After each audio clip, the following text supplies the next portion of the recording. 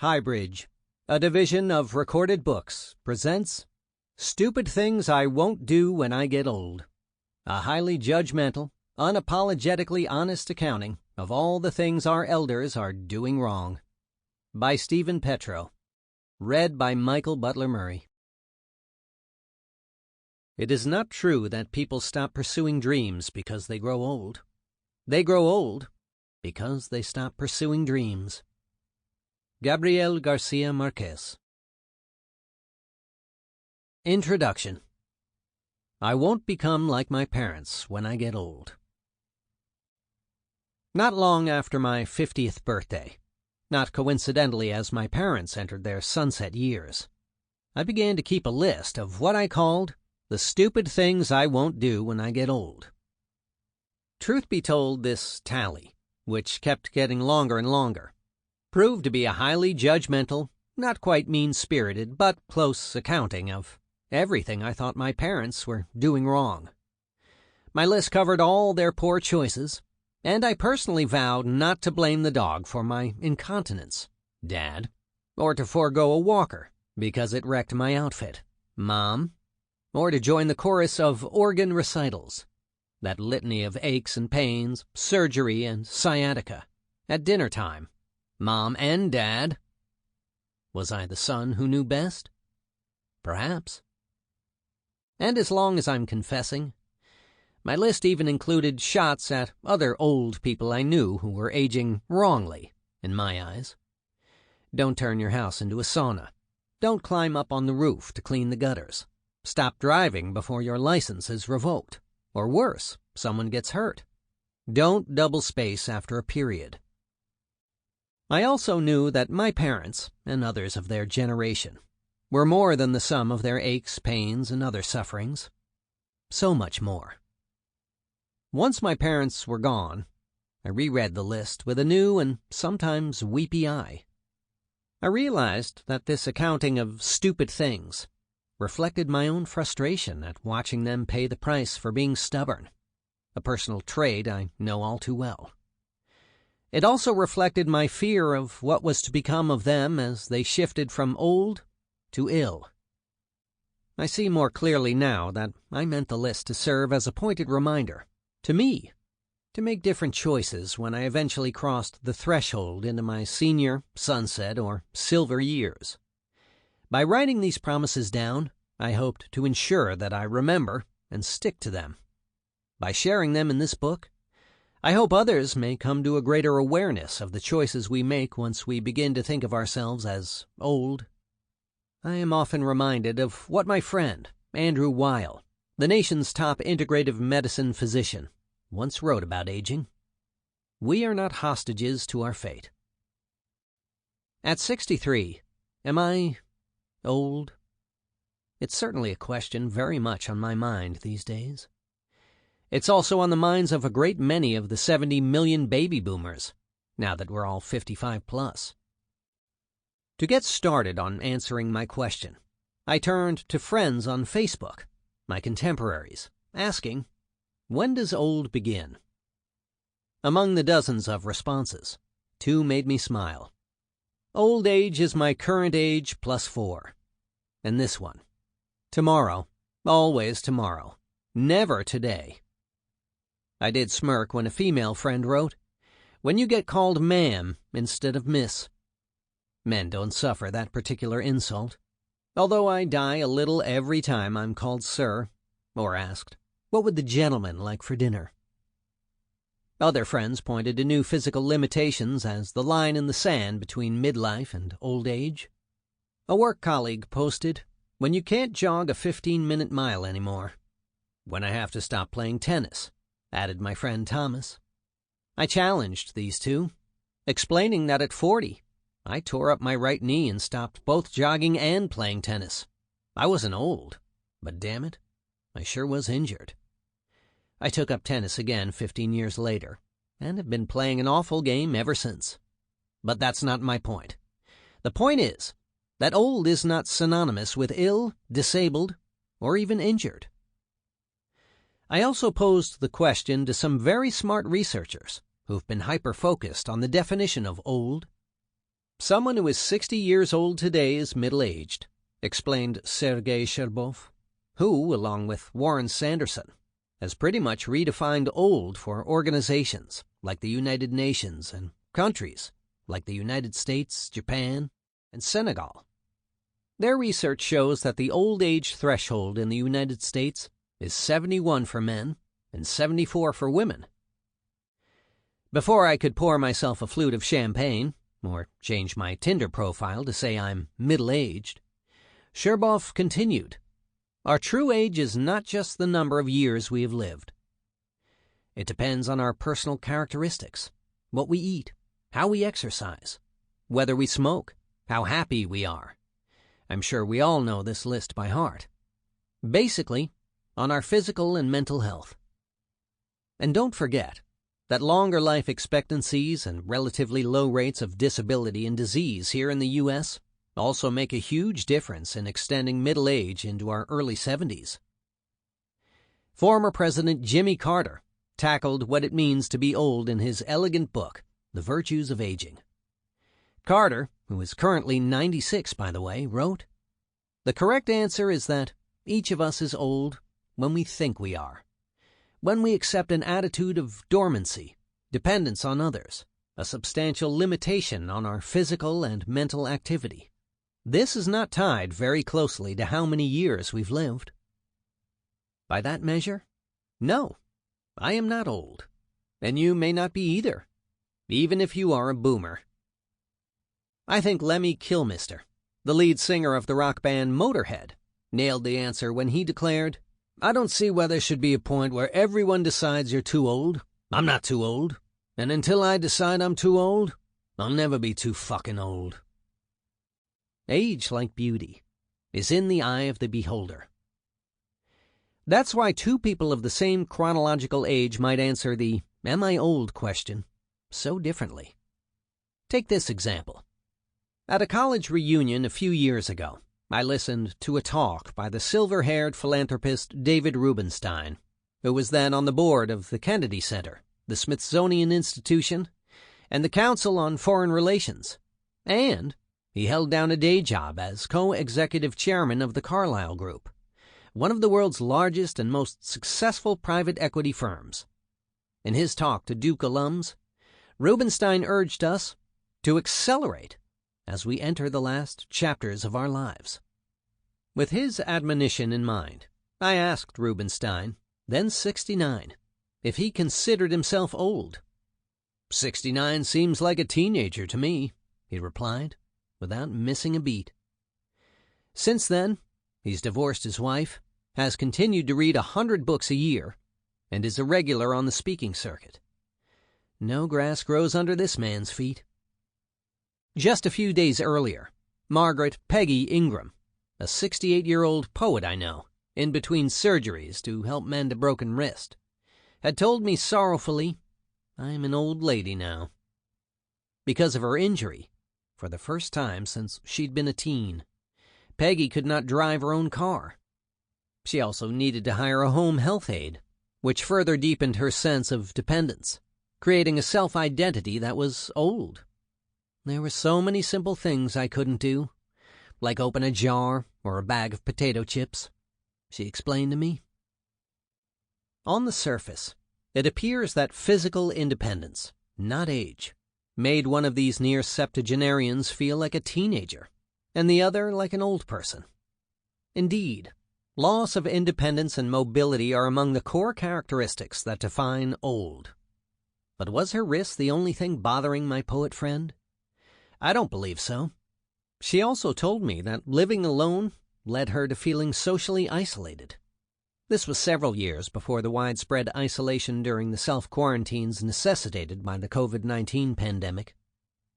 Speaking of the pandemic, it's been hard for me not to miss the irony that anyone over 60 is now considered old, according to the Centers for Disease Control and Prevention, and therefore at increased risk for severe illness, even death, from COVID-19. It's as though we've suddenly been required to wear a scarlet O for old around our necks, a kind of public humiliation and a refutation that old is a state of mind and not a number. Attitude clearly plays a big part in this discussion. Once we start thinking of ourselves as old, it's so easy to fall into the trap of negative expectations. In fact, one study found that priming older adults with negative attitudes toward aging results in immediate declines in psychological, physical, and cognitive functions. I was actually astounded that a World Health Organization study reported that older adults subject to ageism lived on average 7.5 years less than people with positive views about getting older. Granted, stereotypes of what it means to be old can be hard to avoid. Turn on the television, and you're likely to see, at least if you watch the same programs I do, one of those commercials for the clapper, the Life Alert medical bracelet, I've fallen and I can't get up, or that damn jitterbug phone, bigger buttons, larger screens, and simpler menus. Not to mention the Saturday Night Live sketch showcasing the Amazon Echo Silver Edition, designed for the greatest generation. It will answer to any name even close to Alexa, like Allegra, Anita, and Alopecia. Because, old people can't remember things properly. We're shunned or caricatured, or both. We're even erased. We are nearly 50% of the U.S. population, but only turn up in 15% of media images, from the movies to advertisements.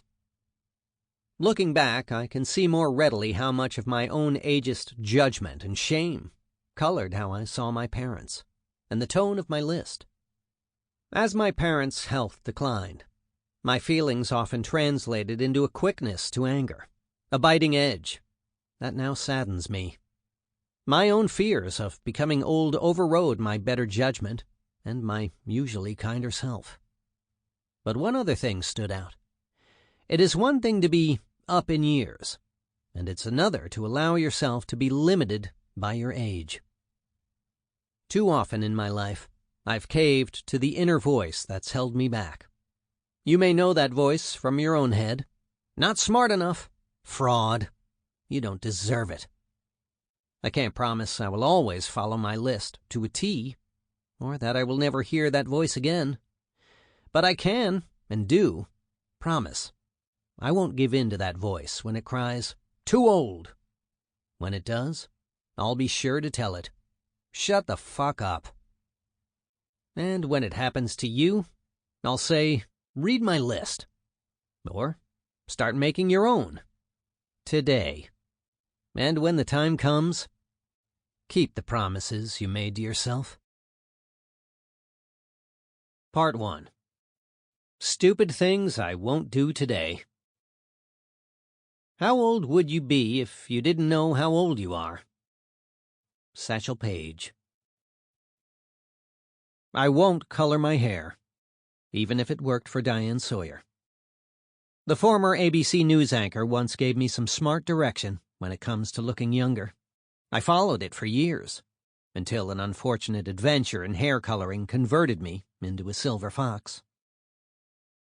For years, I'd been a patient of a noted dermatologist, whom I knew to be 20 years my senior. He was pushing 50 when I first met him, and what I remember is this. Dr. C was very kind and skilled, zapping moles and lesions off my ears and back every year or so. He had a handsome, albeit craggy face, and his hair was unremarkable, a nice blend of salt and pepper, which in medicalese is a good thing. Suddenly, after 10 years, he appeared at my annual appointment with his hair dyed jet black. Whenever I saw him after that, I wondered who had given him such terrible advice. And really, where were his loved ones? Why had they not staged an intervention? Sadly, Dr. C did not look younger. He looked like someone desperately trying to appear younger. I vowed to never let that happen to me. Despite that lesson, believe me, I have worked hard to maintain my youthful vigor. I do yoga inversions, take ice baths, and drink bulletproof coffee daily, replete with brain octane fuel to, allegedly, enhance cognition.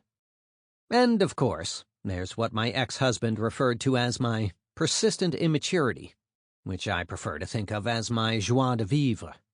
It has many forms. My neon orange skinny jeans, boisterous outbursts, and a fanatical optimism about the future. I'm a devotee of Aldous Huxley, who wrote, "The secret of genius is to carry the spirit of the child into old age, which means never losing your enthusiasm." I'm equally obsessive about my appearance. I slather on sunscreen, moisturize day and night, and choose only the most fashion-forward eyewear. If I'm going to be 100% honest, a strategic nip and tuck around the eyes hasn't hurt either. Well, it actually did hurt. But the procedure successfully removed those weighty saddlebags. Despite the vow I took in my 30s, I will never color my hair. I have to admit, I caved as I approached the mid-century mark. My hair, I now say with embarrassment, had become my armor, my shield. Frankly, the most effective camouflage concealing my age. And I owe that strategy to Diane Sawyer. Stephen and Diane doesn't have quite the same ring to it as John Cougar Mellencamp's Jack and Diane, two American kids growing up in the heartland. But I was co-hosting a benefit with the platinum blonde journalist, who once upon a time had won the Junior Miss Pageant, when she gave me some unsolicited advice. Anchors don't get older, they just get blonder. Actually, Sawyer, like me, started life as a brunette. But as one Hollywood hairstylist wrote in a blog post, Diane Sawyer's big break came about when she changed her natural ash-brown hair color to a glamorous honey blonde, and the rest is history. I'm skeptical that Sawyer's change of hair color transformed her from a beauty queen into an Emmy Award-winning journalist, but I did take her advice seriously. After all, even if there was just the tiniest of chances that a dye job had boosted her career, I figured it could only be good for mine too, especially as my hair gradually became more salt than pepper. Make no mistake, I'm not the only guy looking to celebs for advice on hair color. 1 in 5 of men who color their hair admit they turn to actors, athletes, and social media influencers for inspiration. I'm guessing that they're more likely to look at Tom Cruise or Nicolas Cage than Diane Sawyer. But hey, she was the one next to me at the time. I didn't just take Sawyer's advice to heart. I took it to my hairstylist as well. For many years after that conversation, I visited a salon regularly for highlights. Every 6 weeks, my colorist added 3 separate blonde tones, highlights and lowlights, to maintain my true color, and to obscure the gradual infiltration of gray. According to one research firm, I was hardly alone. 11% of boomer men now color their hair to look younger, up from 3% in 1999. My own hairstylist said about 1 in 5 of his 50-plus male clients color their hair. They are very secretive about doing this and don't want people to know. If you include guys who do it themselves at home, the percentage is likely even higher. If I'm to believe the ads on my Facebook wall, we also color our beards, chest hair, and the hair down there. I knew this was a good career move. At the time, I was already the 3rd oldest of the 300-some employees at an internet startup, and nearly 20 years older than my CEO boss. With younger folks replacing veterans, hair coloring seemed like just another way to stay at the top of my game. Or, more prosaically, to keep my job. Still, I did not want to become my dermatologist. I did not want people talking behind my back about my fake-looking dye job. But then, this happened. I had followed my honey blonde friend Molly to a new colorist. Let's call him Alejandro. Then one day I mentioned to him that I planned to tape a 5-part video series later in the week to promote my new book. Alejandro offered me a natural coloring process that he enthusiastically promised would remove 1/3 of my gray. No one will notice, he promised. And it's semi-permanent, he added. In case I hated it, I could just wash it out. Did I mention that the taping was in 2 days? I said yes to the new process, and before I knew it, Alejandro had mixed together a thick paste that overwhelmed the salon with the scent of ammonia. He massaged it into my scalp, let it set, and 30 minutes later, he rinsed and dried it. Ta-da! I had no gray hair whatsoever. But what I did have was unexpected at best. I was a brash honey blonde, whose hair now screamed, "Dye job!" Alejandro told me I looked fantastic, and one of his other clients desperately tried to help out, telling me, "Your hair matches your eyebrows now." Sure, if my eyebrows were the color of bananas. I drove home trying hard to contain my despair and doing my best not to look in the rearview mirror. I couldn't bear to see what Alejandro had done to me. When I got home, my husband, a man who had never even noticed, much less commented on a single haircut or color job in the many years we'd been together, could only stammer, "What did you do?" "Semi-permanent," I repeated to myself as I jumped in the shower. I shampooed a half-dozen times in a row, but alas, I could not wash away the honey out of my hair, nor the ammonia scent. My scalp, now more akin to a toxic Superfund site, stung from the processing chemicals.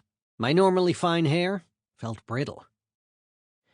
The next day I got back into Alejandro's chair and endured a second chemical treatment to remove the color.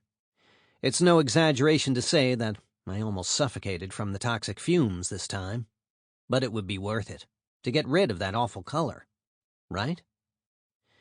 The results were even worse. My hair was now brassy on the sides and stark white on top. With the upcoming video shoot that had inspired this ridiculous drama now T-minus 24 hours, I panicked. I put in a call to my friend Vicky, who serves as my personal Eloise. She recommended a Fifth Avenue color correction specialist, let's call her Bridget, who squeezed me in at 8 a.m. the next morning, just hours before the video shoot. I arrived with evidence, bringing Bridget a handful of photos of my real hair color, which was really no such thing.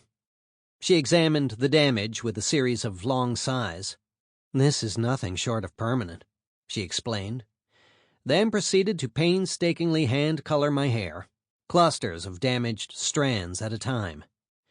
2 hours later, she declared her masterpiece complete and sent me on my way, after I paid the $400 tab. At the shoot later that day, nearly everyone commented on how good my hair looked. But I knew they were lying, because no one had ever mentioned my unremarkable hair color before. Finally, an honest friend came forward, accusing me of resembling a trashy secretary from Staten Island. I'm sure he meant no offense to anyone from the island borough, but I didn't take it as a compliment. I remembered what had gotten me into all this trouble. The Hollywood blogger who had written that heads will turn and girlfriends will be green with envy when you show up with Diane Sawyer's style and hair color. Heads turned, it's true, but I don't think there was a speck of envy or doubt about my dye job in anyone's stares. For the next 3 months, I counted down the days to the haircut that would permanently put an end to my life as a blonde. It had become too much trouble to continue to be Diane Sawyer, and too costly. I suspect I will always vacillate in my self-acceptance, especially as I age. But I've called a truce on my more superficial efforts, instead doubling down on downward dog and morning meditations, which are the real secrets behind my inner fountain of youth. These days, my hair is silver, naturally. I delight in all the YouTube white hair bleach tutorial videos instructing younger folks, those with brown and black hair, how to DIY dark to platinum. All I have to say is this: be careful what you wish for, friends.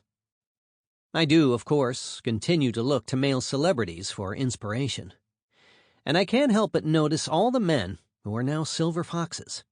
Hugh Grant, Steve Carell, Antonio Banderas, and, of course, George Clooney and Richard Gere. To be fair, it's much easier for a guy to go gray. Diane Sawyer, like many women, is held to a completely different standard. In the end, all this hair drama helped me to become more compassionate about my dermatologist's own error, because no one's hair should be the center of attention. Of course, I could have heeded the advice of a fortune cookie I cracked open years ago and saved myself a lot of trouble and money. A man who dyes his hair badly looks desperate. I won't double space after periods. I know it gets harder to learn new things as you get older, but I will force myself to try. Not only that, I will shed the habits that mark me as geriatric, starting with the one I learned on a manual typewriter. Nothing says you're old like putting 2 spaces after a period, or after an exclamation point, question mark, or anything else that ends a sentence. Yes, everything we learned in typing class is now passé. For my 13th birthday, my grandmother, a typing teacher, gave me an Olympia SM, known as the Mercedes-Benz of typewriters. Every weekend I went to her house for typing lessons, which always included multiple iterations of "The quick brown fox jumped over the lazy dog," a sentence that contains all of the letters of the English alphabet, thereby working every finger from thumb to pinky. Before I'd repeat the sentence yet again, Grandma often needed to remind me, 2 spaces after the period. The rule became embedded in my DNA, as well as in the genes of everyone who learned to type before the PC revolution. Back in the typewriter age, all characters were created equal, at least in width. Fonts were monospaced, meaning that a slim I and a fat M were both given the same amount of horizontal space on the page. Sentences and paragraphs were thus rife with extra blank space around skinny letters. Without a second space after sentence-ending punctuation, it could be hard to see where the next sentence began. Thus the convention to put not 1, but 2 spaces between sentences. You're welcome. Computers and word processors use what's called proportionally spaced fonts, in which the spacing is adjusted to the size of the letter, meaning there's no longer any need to double space after a period. Turns out, that's an almost implausible habit for boomers to unlearn. That little extra tap is embedded deep into our brains, where it's extremely tough to zap. I absolutely don't know I'm doing it, one friend told me. I've tried for years to retrain myself, but I do it so automatically that I don't realize it until I see a printout of something I've written. The extra space stands out on paper like the parting of the Red Sea, but as I'm typing, my brain is connected to the keyboard through my hands, without my fingers having anything to do with it at all. Fortunately for us laggards, Microsoft Word now flags double spaces as errors, ending the great space debate. Single spacers? You take the victory. Gen Y and Gen Zers never learned the 2-space habit in the first place, which is why it has become the mark of our generation.